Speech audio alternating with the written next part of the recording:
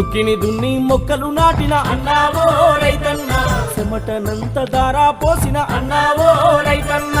ఆరుగాలం సాకిరి చేసిన అన్నావో రైతన్న అన్నా బిడ్డను పెంచినట్టుగా అన్నావో రైతన్న పైరును పెంచుకున్నావన్నా అన్నావో రైతన్న పంట చేతికొచ్చిందా అని అన్నావో రైతన్న పండుగ చేసి మురిసినావు అన్నావో రైతన్న నడు నడు భలే భలే నడు నడు చల్ నడు నడు రైతన్నో నడుం గట్టు రైతన్న ఓడు దారిలో రైతన్నో పోదాం పద రైతన్న